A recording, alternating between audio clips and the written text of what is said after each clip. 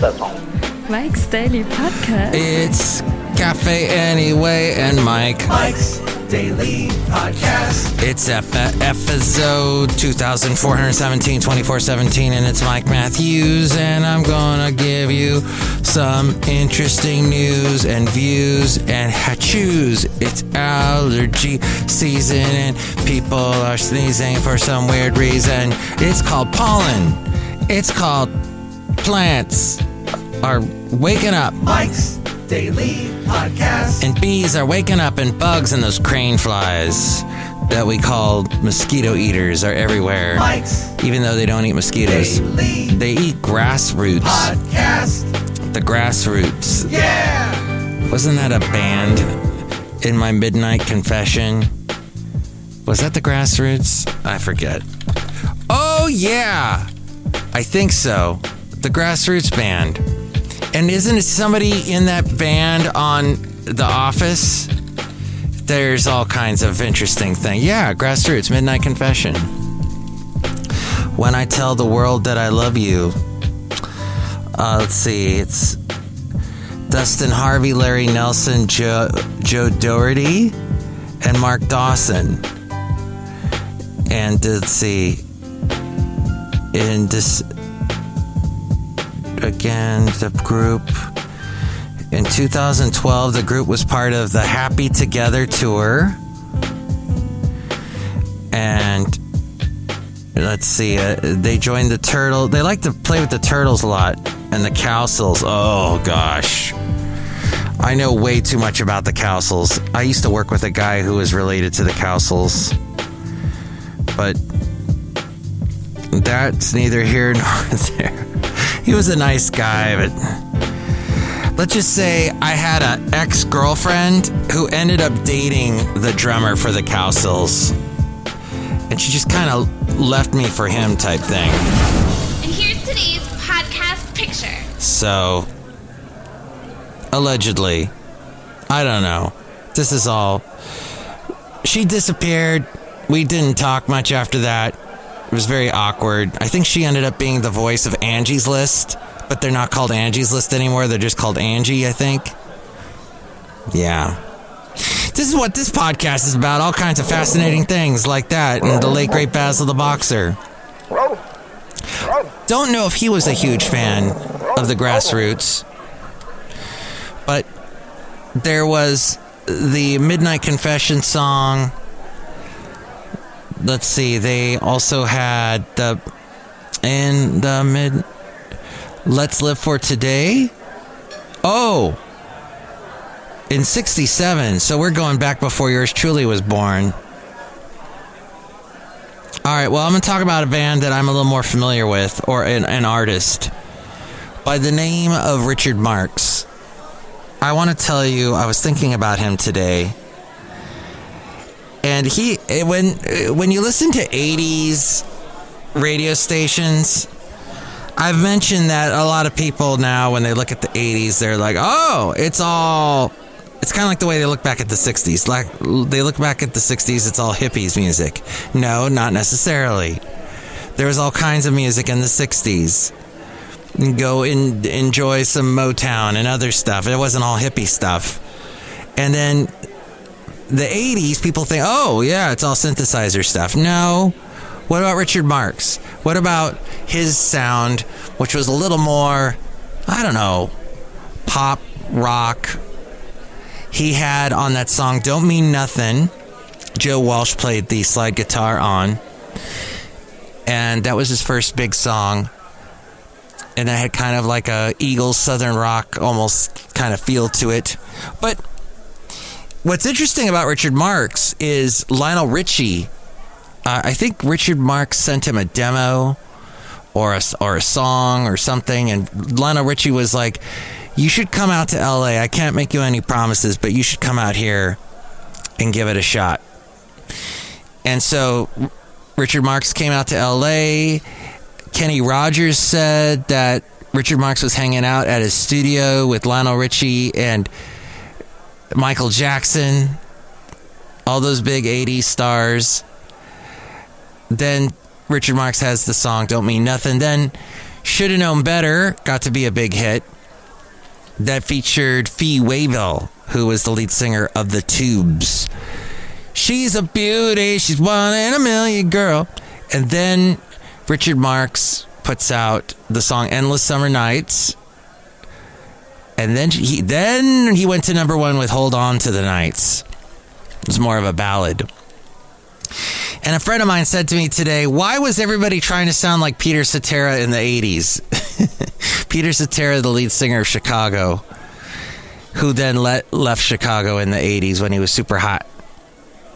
But then, yeah, people kind of forget about Peter Cetera. He had some hits in the 90s and then faded away.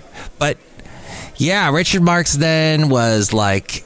He puts out a second album called Repeat Offender that had Satisfied. That song went to number one.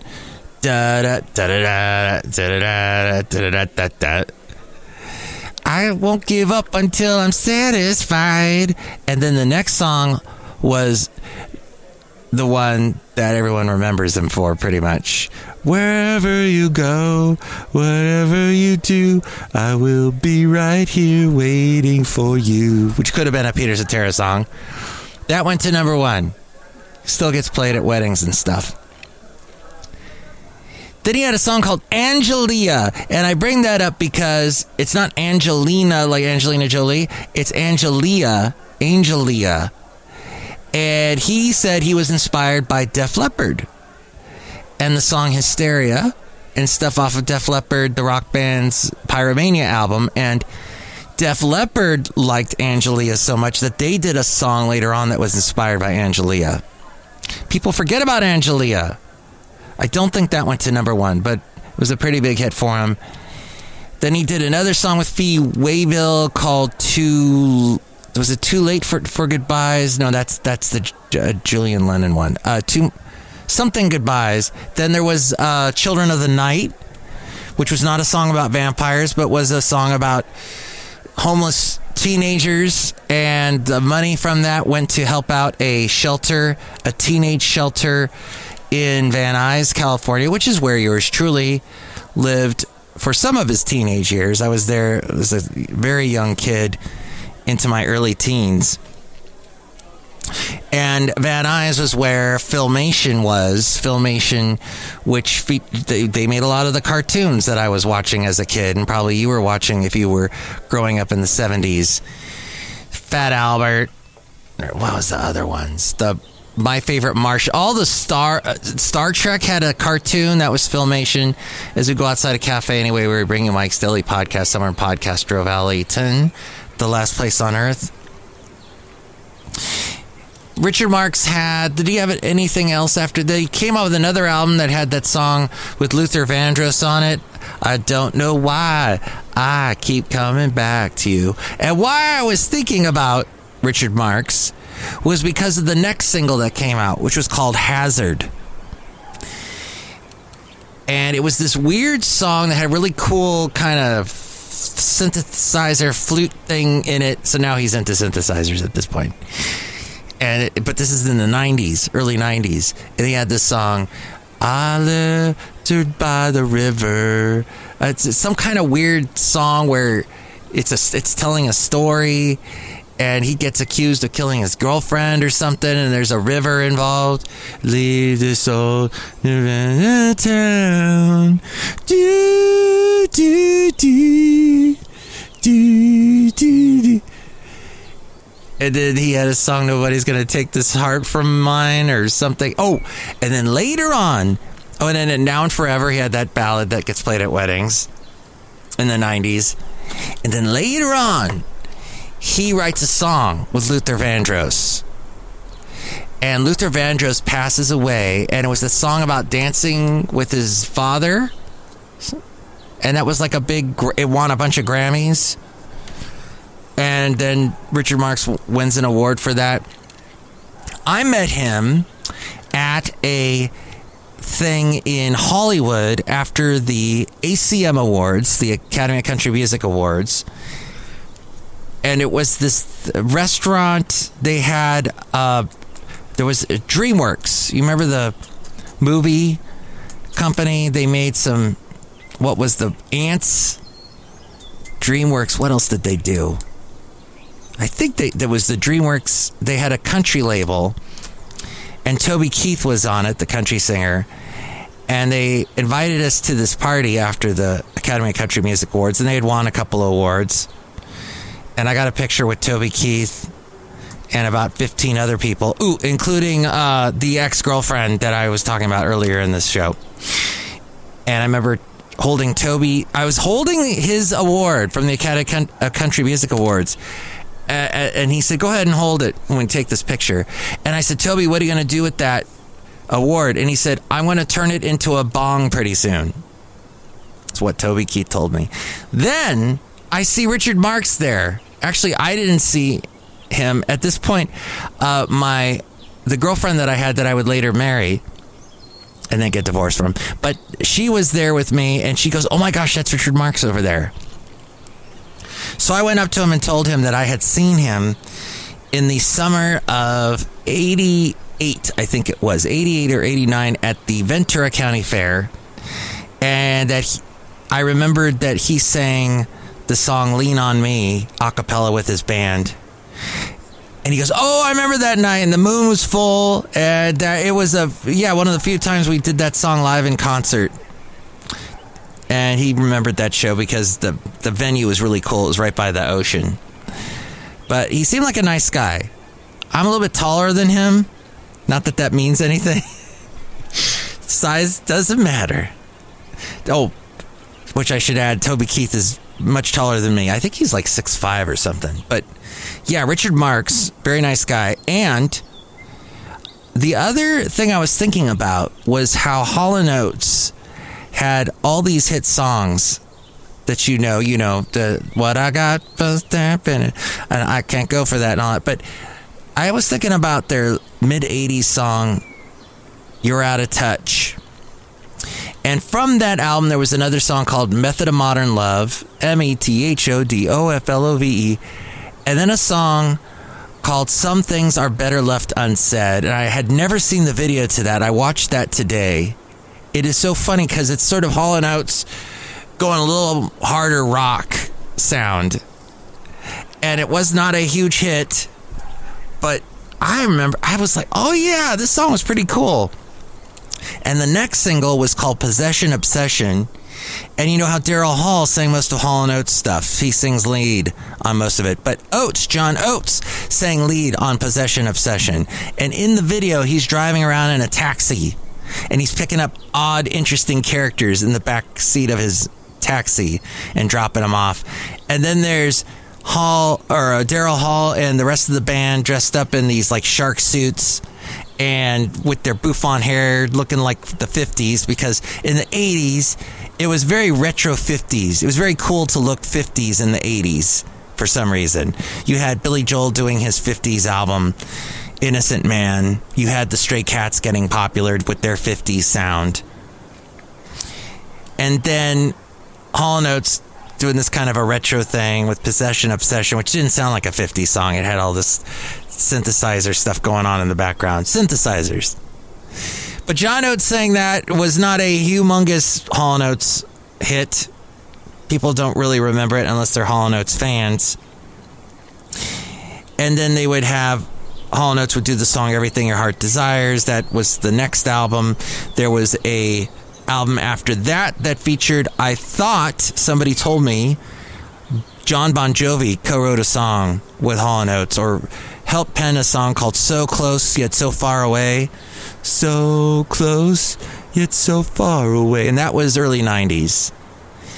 And then Hall & Oates start to have little smatterings of hit songs. They don't have the big chart success like they had in the 80s.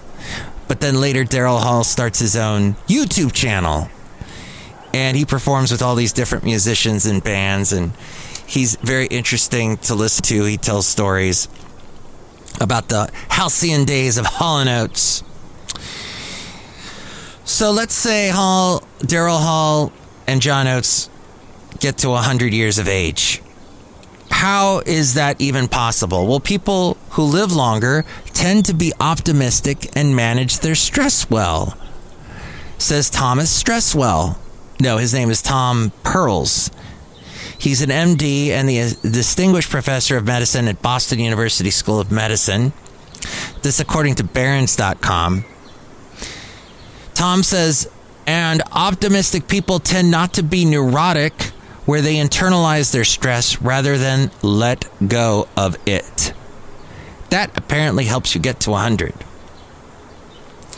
Also, he marvels at the resilience of individuals who reach an advanced age and notes that a surprising number of people who approach 100 live productively despite serious health ailments. He says about half of them have a history of aging-related disease like heart disease. Maybe they had a stroke at 85 or have a history of cancer or diabetes. What's remarkable is how they still are living independently in their mid-90s. Normally, such diseases would carry a high mortality risk, but these individuals have a level of resilience that mitigates these diseases. He also credits good genes. Genetics is playing an incredibly strong role at the very oldest ages. And there's apparently a living to 100 life expectancy calculator to help you assess your odds.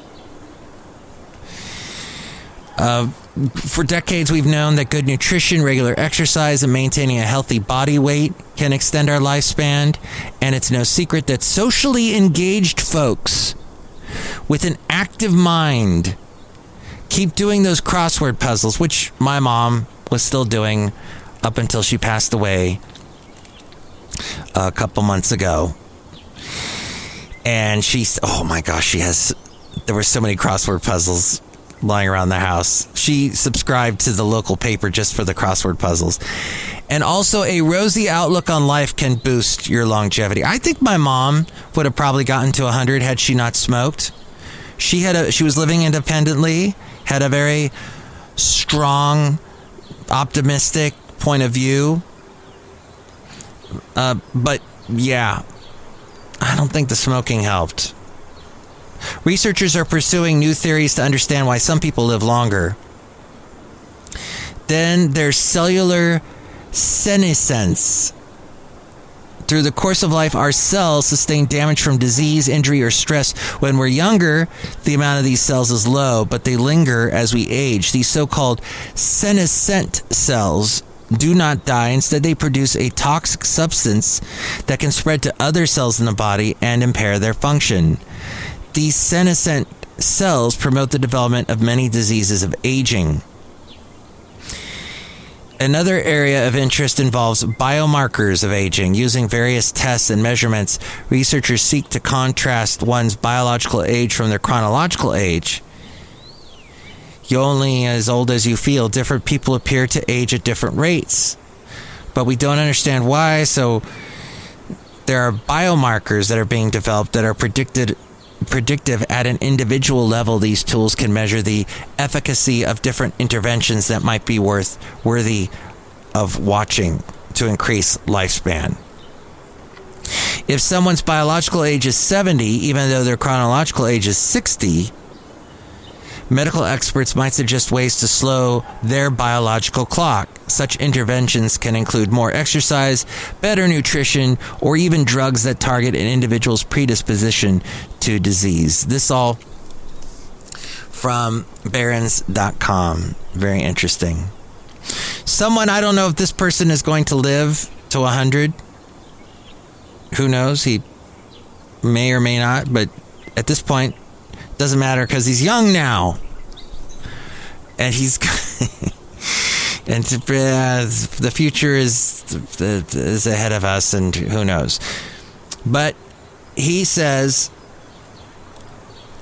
it's very simple. We have multiple paths. We control them all. We have operational control, total leverage, moral high ground. POTUS must start second term now. That, according to a CNN report yesterday, is an excerpt from a series of text messages sent by Donald Trump Jr., the then president's oldest son, to the then White House Chief of Staff Mark Meadows, This was November 5th of 2020, 2 days after Election Day and 2 days before major media decision desks called the presidential election for Joe Biden. The text messages reportedly turned over by Meadows to the bipartisan House Select Committee investigating the events surrounding January 6th of 2021 also suggest that Trump's electors be substituted for state electors empowered through traditional processes and referenced the conditions under which the election could be thrown to the House of Representatives rather than being determined by votes cast by the U.S. electorate.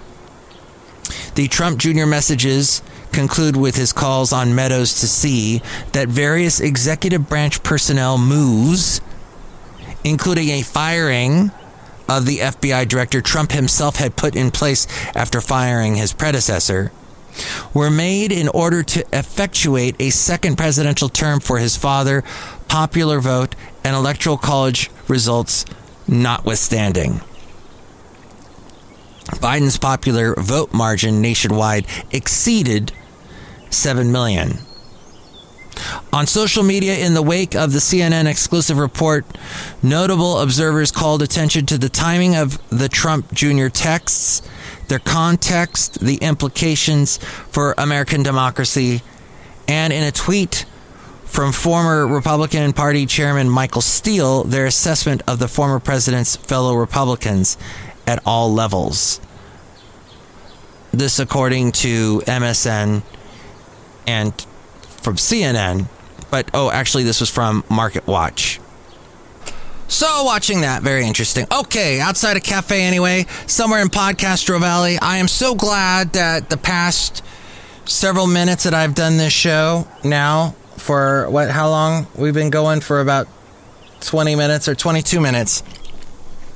And not a single person from my job has texted me or called me or emailed me thanks. Because they often forget that it's called a weekend for a reason. And I want to thank you for listening to this podcast, even though I have no listeners. Thank you. You are probably not a listener, even though you're listening, but I have no listeners, so therefore you don't exist. But I never get any plays or downloads or any of that stuff that would suggest that someone's listening to the show. So thank you for listening to the show, person that's not listening to the show, but thank you for listening. But if you would like to call and tell me what you think about anything we covered today, 336MM Daily, 3 plus 3 equals 6. MM as in Mike Matthews, Daily as in what this podcast has been now for quite a few days. Look who's here. Hello, Mike Matthews. It's Chely Shoehart, gift shop supervisor. Mike Matthews, it is springtime, and I have a lot of allergies. I know, you sneezed about 80 times before the podcast there. That's right, Mike Matthews. That's right. You feeling better? Yes, Mike Matthews, I'm feeling quite nice. Even though I had to put a little aloe on my nose because it hurt from all the sneezing. Mike Matthews. And it's more difficult because you have the retainers. But, when you're eating the popcorn, you remove them, right? That's right, Mike Matthews. That's smart. Because you don't want to eat the popcorn and get it in your braces and go, I did it. Uh-huh. That's right. I did it.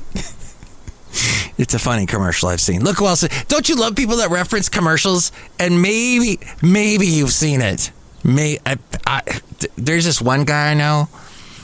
He doesn't know anything about how you can watch stuff on YouTube and whatnot, so he still watches old-timey television, like the old-timey networks and whatnot, and sits through the he doesn't even have the, what was it, Vimeo or Vimeo? What was the thing? Vizio? No, that's a TV. The thing that we had, Timo? Remember that we had something where you record it and then play it back later? Which I never got into. I'm like, I'm going to spend all my time fast forwarding. Great. Fast forwarding through the commercials.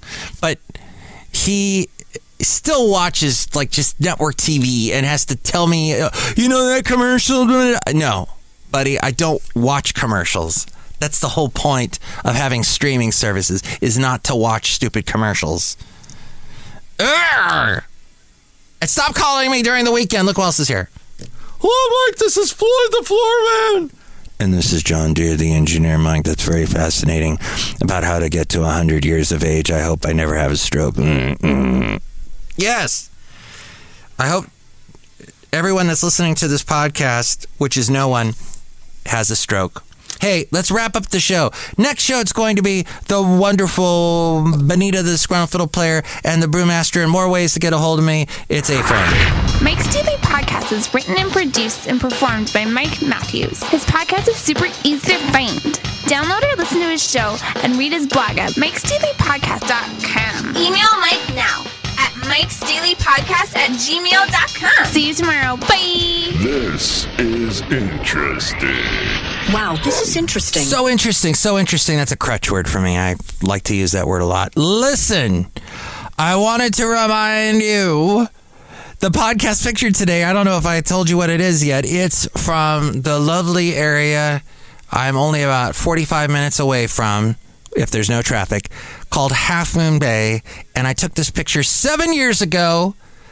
And I'm having to go back in time to pictures because I just have not had a chance to get out of my day-to-day.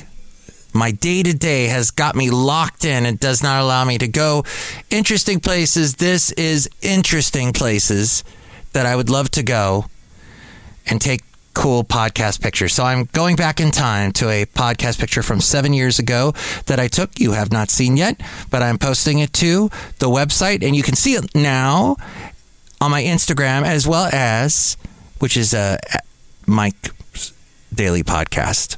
That's my Instagram account at Mike's Daily Podcast. Or, of course, the easiest way is just go to MikesDailyPodcast.com.